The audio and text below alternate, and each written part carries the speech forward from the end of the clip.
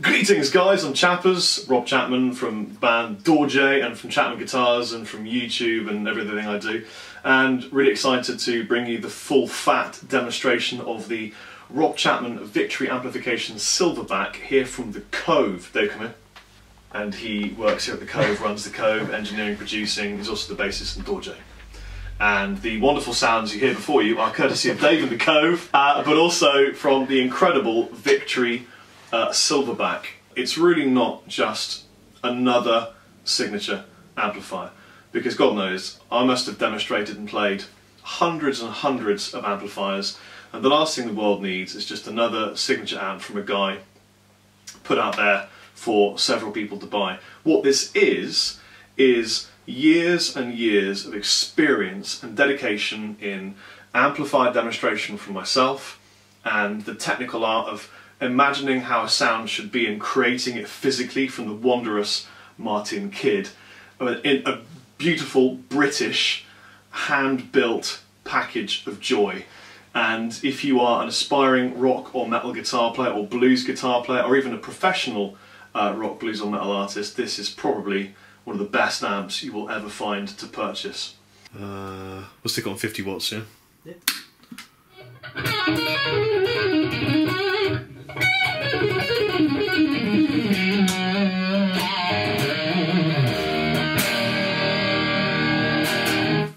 Most of you will know that I had two prototypes. So prototype 1 sounded like this.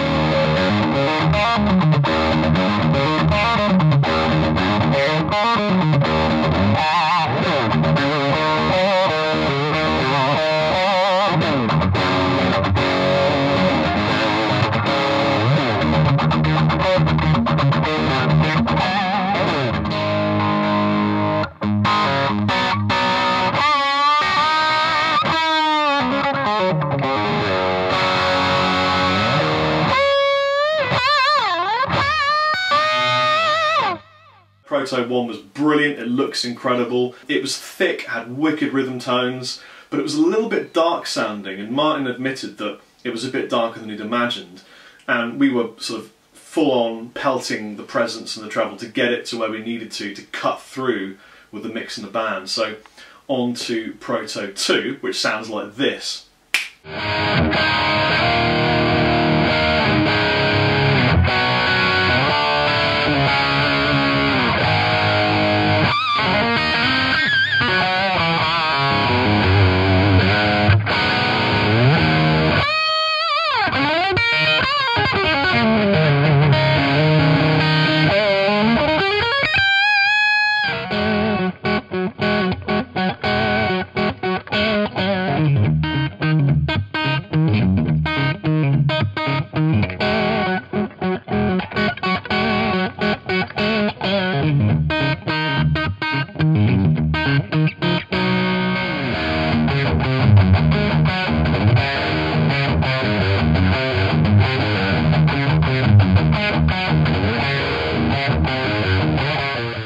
So Proto 2 was really a lot closer to the mark in terms of tone. There were a couple of physical, aesthetical things that needed to change though, because, as you can see here, it's still got the giant Silverback logo, and something that was really important to me was that although it's my signature amp, I'm not a big fan of signature products. I really want to be myself, and I completely get that. And so what I'd rather this was sort of viewed as, although it's definitely my signature amp, it's just a great amp that two people collaborated to make, myself and Martin Kidd, and we ended up with a product that lots of people could use. I didn't want Chappers, Monkey Lord, Silverback all over the front. I thought it kind of made it look a bit less classy.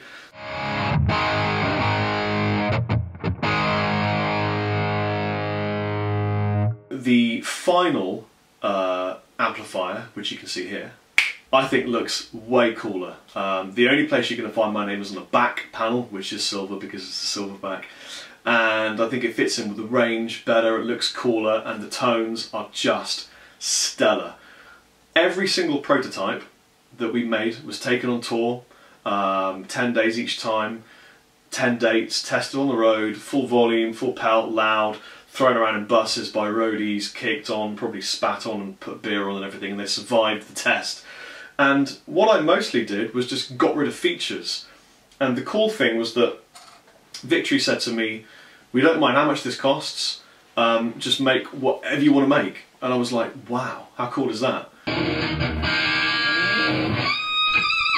Normally, the remit is, here's a budget we're aiming for, and this is the demographic, and we want to make something that they'll like. This was, make the amp Rob Chapman thinks the world needs.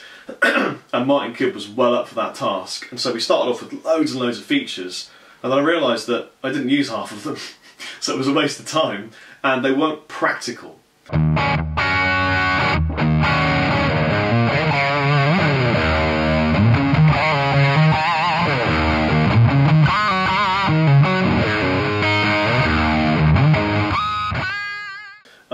I did come up with a couple of things I'm really proud of. The first thing was this guard. This is the original one. In my mind I kind of had the old Led Zeppelin Crop Circle album, which is why I wanted it looking like this. And the whole idea for this was literally just you fend off people on the road if they're annoying you. But more importantly, it means knobs don't get knocked off in transit, and when you get the settings perfect you keep them locked in forever. But I didn't want it in silver, I wanted it in black, so this is the one we finally went with. And it's really simple, it just magnetically attaches to the front of the amplifier and you're good to go. It's practical, it's ergonomic, it's useful, and it's something that I think I'm very proud of doing. The other thing is, if you've ever tried changing valves in an amplifier, it's a bit of a nightmare. You've got to unscrew the back panel, get your hand in, wait for them to cool down, and then you've got like an inch and a half to pull the valves out of the amp. And it's fiddly and it's a little bit dangerous. I've done a lot of that and I hate it, so I invented a trap door and I'm very proud of it. And basically it's just 2 screws on top that undo, and you can put your hand in, pull them out and change the valves over, or also do other repairs, and that's cool and practical and useful, and my tech Pablo thanks me for it. Don't you, Pablo?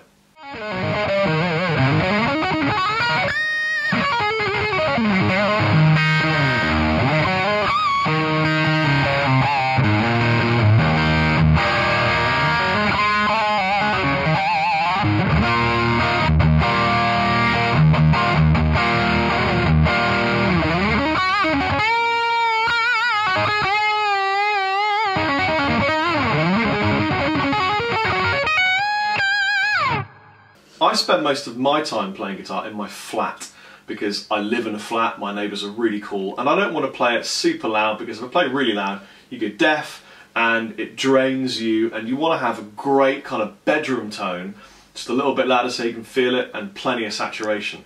And so one of the concepts I had with mine was like a bedroom switch and a stage switch. I kind of thought bedroom and stage sounded a bit weird, so I left it as just low and high, which is just useful and traditional. Basically it's a 15 watt to a 50 watt approximately. On the 15 watt setting it is practically tonally identical to the 50 watt setting, it's just quieter and you get more of the saturation at a lower volume. I use it on the 15 watt setting loads. In fact, pretty much most of the time if I'm going to be recording this, I imagine it'll be on the 15 watt setting. So it's, again, a practical thing. You've got to have a low setting, you've got to have a high setting. And really the 50 watts is if you want that kind of crystal clean, which, you know, like I said, I'm probably not going to use much of.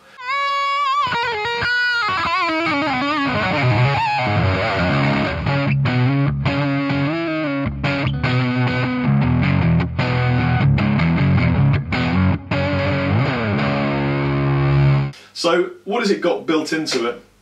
It's got lots of things. But fundamentally what I wanted to do was make something that was really straightforward, no sort of paraphernalia and what I call option paralysis, where there's so many buttons you don't know what to do and it just confuses you. It should be whack it on top of a 412, press a bunch of buttons and get yourself a clean, a crunch, a gain and a super gain. And I've got all that for you. As a demonstrator and as a session player and as a band member, I spent years and years professionally working out what I like the sound of. And when you really know what you like the sound of, you've got a problem, haven't you, Dave? Yes. Yes, you've got a problem.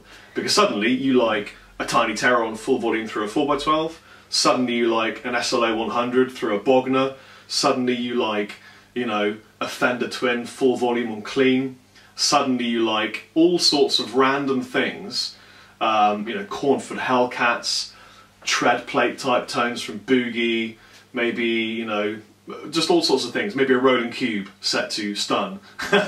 And you can't have them all at the same time because that's impractical. And what I did through my career so far is whittle down the various tones that I found useful for me in my band Dorje, but also as a solo artist playing the more rocky, bluesy, country kind of vibe, and put them in one box. And I'm really glad to say that I was absolutely successful over many years working with Martin Kidd at Victory to get my favourite tones action-packed into one super hardcore Victory black box of joy.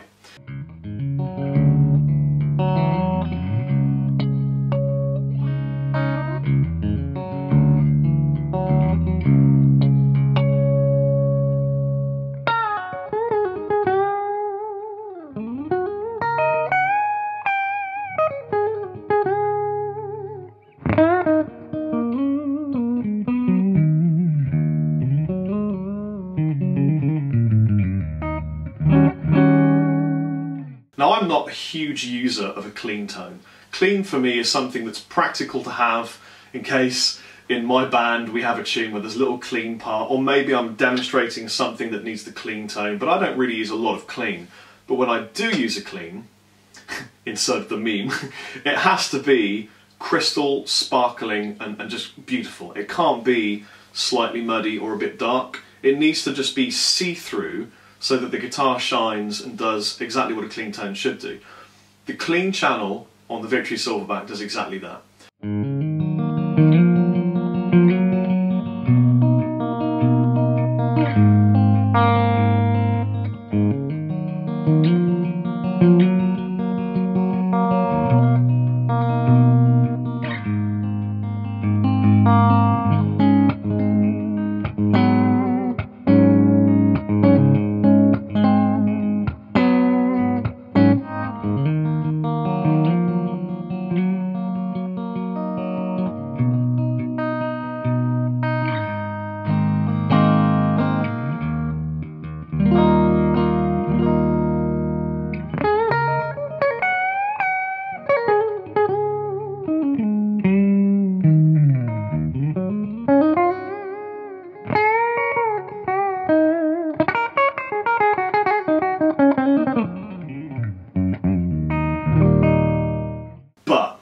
For me, I need a clean channel that you can pull out a wicked crunch reminiscent of your British kind of JCM 800, Tiny Terror, crunchy gain sounds at the tap of a button, and that's exactly what we managed to do with this clean channel. So it goes from crystal clean, don't laugh though, all the way through to, my chair's creaking,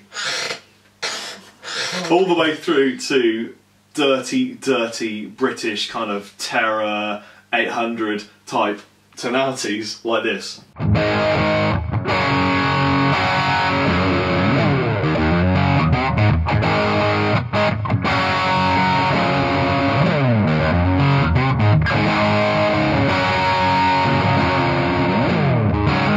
So it's a really practical crunch sound. I mean, you can back off on that and get a bit less, a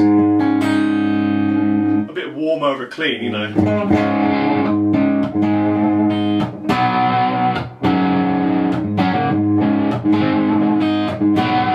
And then you can bring it in.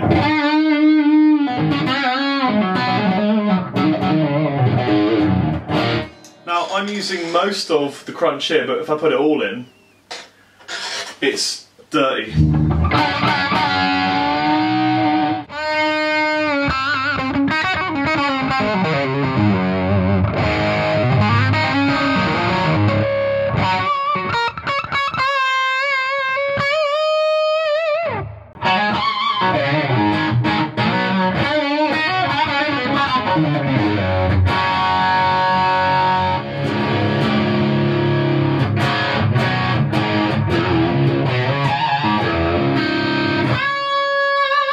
But you guys know the main sound I use is a kind of quite saturated, high gain, rhythm, chewy, chunky sound like full fat black chocolate. And that is the pride and glory of the Silverback, and I'm so happy with this gain sound. It's just got enough saturation that it just sings and sings, but you don't lose clarity. If you're playing lots of chords with sort of 4 or 5 notes with gain, you get them all coming out of the strings or the notes coming out. And I really enjoy that. It's really useful because when we record with Dorje, my band, which you can find here, ping, we layer up lots and lots of tracks of guitar, and it's no good if they're all muddy and they're not clear. During the design process of the Silverback, something that was absolutely critical for myself and Martin was that this amp delivered clean, clear, saturated tones, so that they had the punch and the dirt, but it cut through, and it worked with a band setting, not just on your own in your room where you want that slightly fuller sound, but you could thin it out enough in a recording situation. This does that. So here is your regular overdrive gain channel.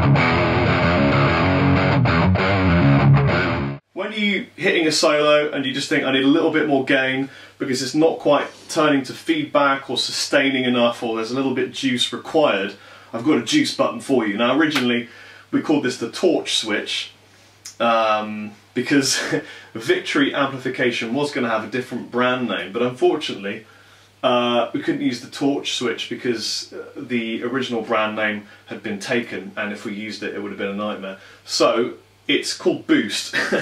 Which does exactly what it says in the can.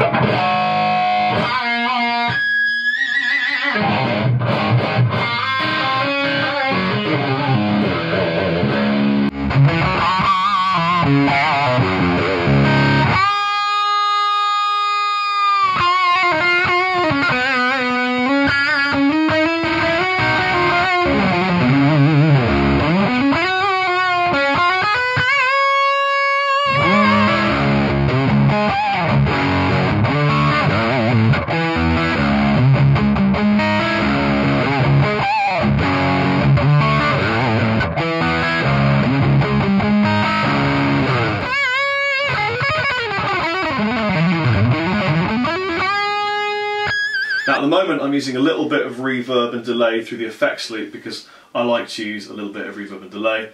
Obviously it's optional, I've got a blend on the back as well so that you can have a varying amount of that blended into the signal.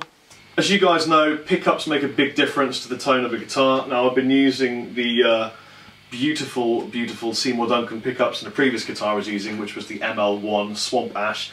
This is an ML2, it's got bare knuckles in it, these are painkillers, and yeah, it sounds like this.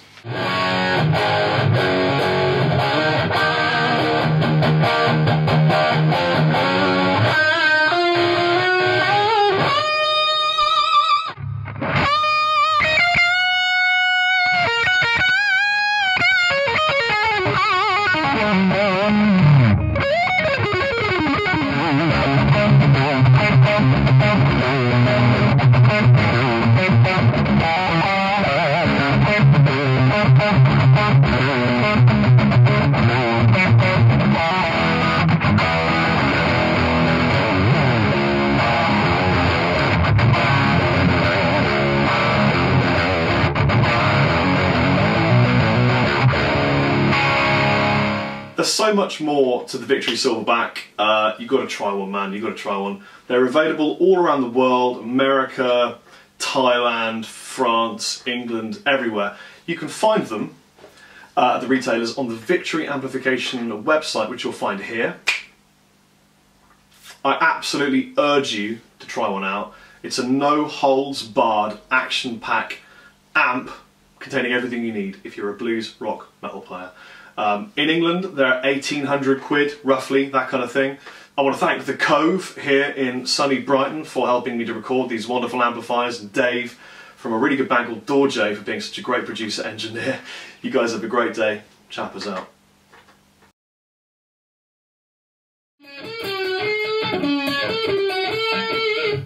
Now and then when I see your face, it takes me away to that special place. Sorry, Dave.